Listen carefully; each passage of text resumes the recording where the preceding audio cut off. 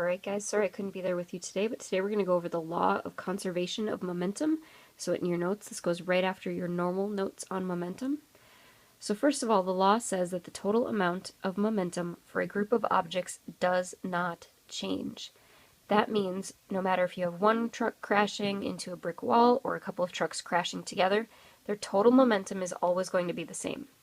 It can be either transferred from one car bumping into another, which you guys have probably experienced, or from one car crushing a telephone pole, which I hope you haven't experienced, but either way, the total is always equal to the original amount. So we're going to have a math formula for that. Pause if you need to, but here's the math formula.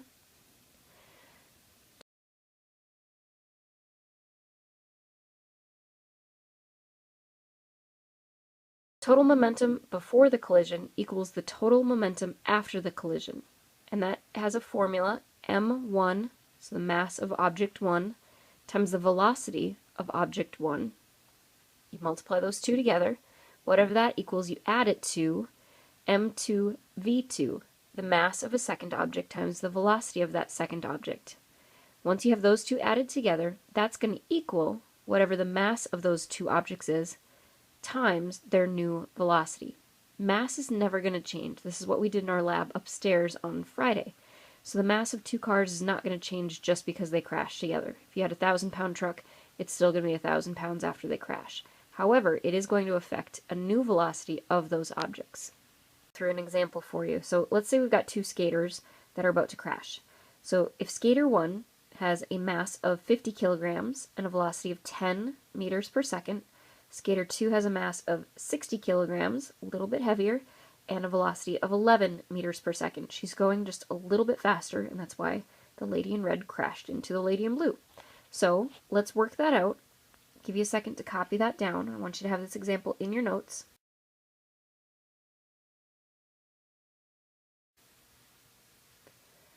So if I take m1 v1, that means I'm going to take mass 1, 50 kilograms, times v1, 10 meters per second.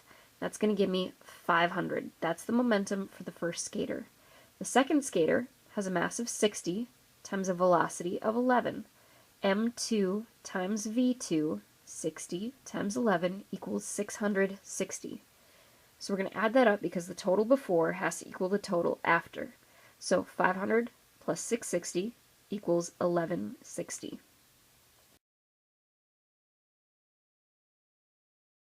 Get the rest of the way through. We know that the momentum before they collide has to equal the total momentum after they collide. So we already worked out that m1 v1 was 500, m2 v2 is 660. We know that afterwards their mass doesn't change. Skater 1 is still 50 kilograms, skater 2 is still 60 kilograms, but they've got some new velocity. They're either going to speed up or slow down because of the crash. So we're going to add them together. Before the crash, the total momentum was 1160. After the crash, it's going to be their combined masses, 50 plus 60, times that new velocity. So 1160 equals 110 times their new velocity. I need to get velocity all by itself. So to do that, I'm going to divide both sides by 1160. So my answer is going to be 1160 divided by 110, and that'll give me my new velocity. So my velocity after they've crashed is 10.5 meters per second.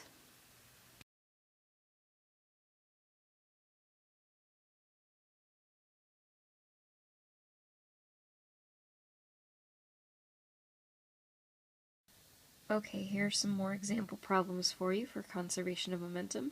In this scenario, I've got a car crashing into a bike.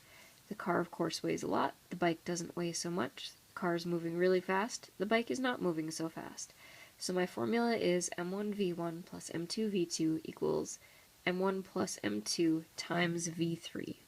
And this is what we're trying to solve for every time. So m1 v1 simply means 1,000 kilograms times velocity, 50 meters per second.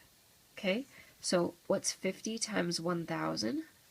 50 times 1,000 equals 50,000. And that's my momentum, and you can use those funky units I taught you to abbreviate that.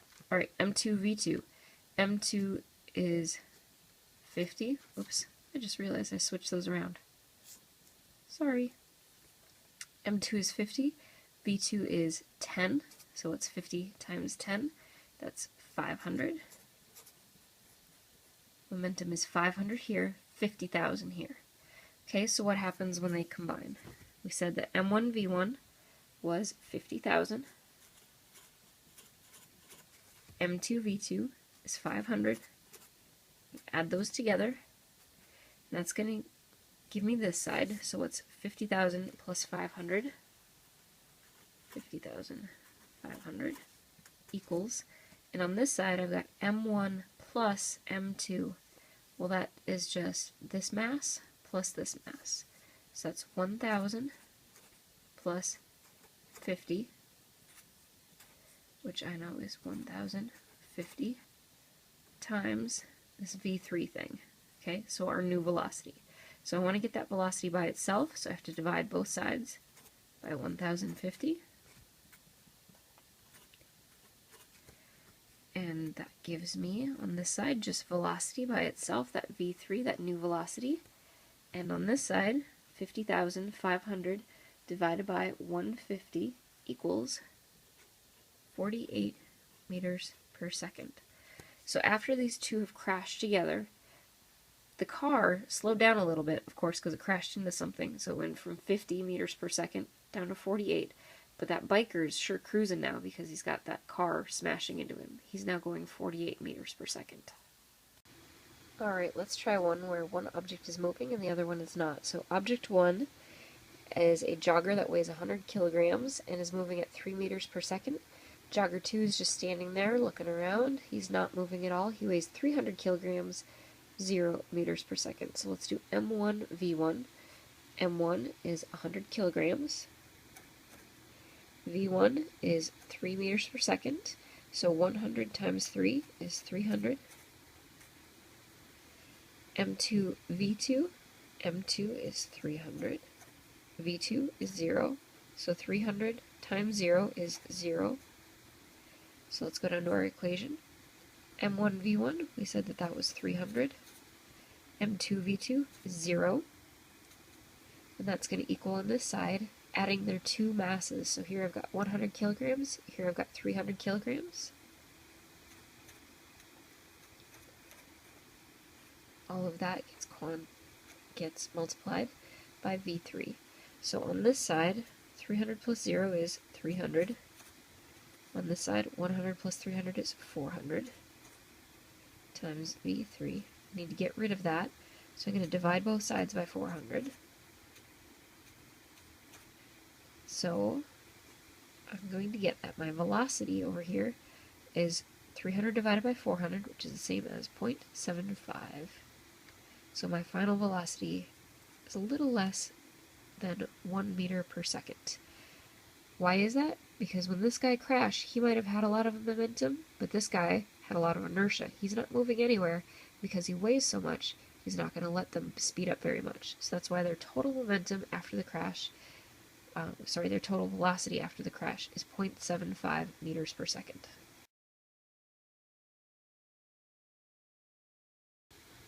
Alright, two more. So for this one, I've got a car that is moving to the right at 30 meters per second, and it weighs 1,000 kilograms. And then I've got a second car, which weighs a little bit more, 1,500 kilograms, and it's moving slowly to the left.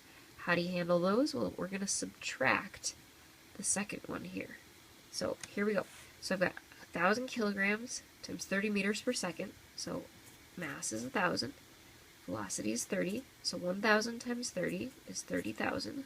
That's my momentum. Down here, 1,500 times 10.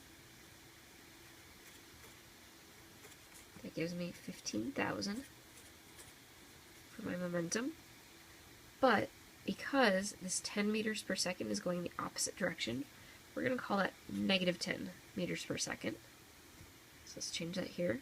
And this makes this negative 15,000 momentum because it's going in the opposite direction. So M1 V1, we said that that was 30,000.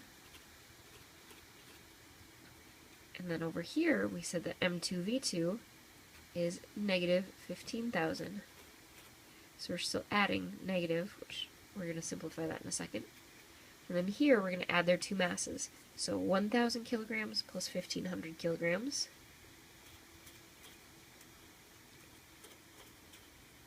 And that's going to get multiplied by that final velocity, which we're trying to figure out.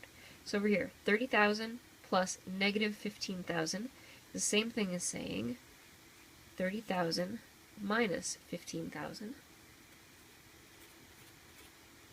That has to equal 1,000 plus 1,500, which is 2,500, times our new velocity.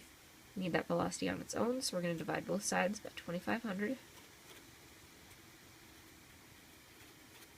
I'm running out of room here, sorry.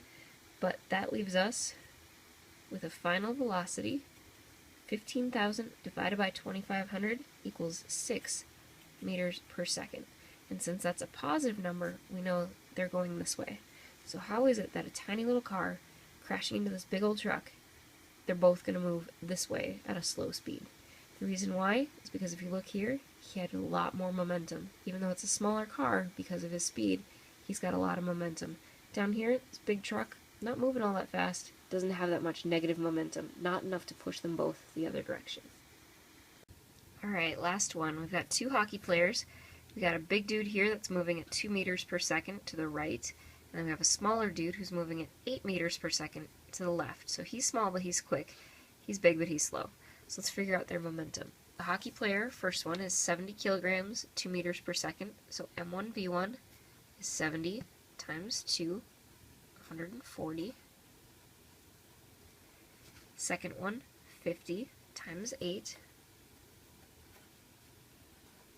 is 400. If you can't do that in your head, that's okay. Calculators are our friends for a reason. Alright, so these are our first starting momentums. Plug them into the formula. M1V1, we said that that was 140,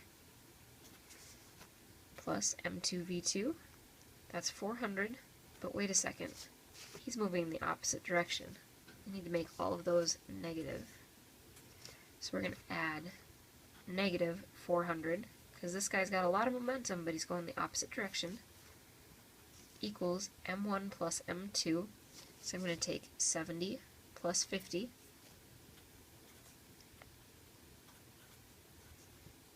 multiplied by a new velocity. So let's simplify this. If you take 140, and then you subtract 400, that gives you negative, paper's moving, negative 260. And then on this side, 70 plus 50 is 120 times that new velocity. So now we need to get that velocity all by itself. So we're going to take this side divided by 120 and this side divided by 120. And that's going to give me just my velocity. So when you take negative 260 divided by 120, your new velocity is going to be negative 2.16, and a lot of repeating numbers, meters per second. And the negative indicates to us that it's actually moving to the left, because this second hockey player here had a lot more momentum. He had 400 compared to 140. So him crashing into the big guy is going to carry them both at a speed of 2.16 meters per second that way to the left. Just covered up the answer. There you go.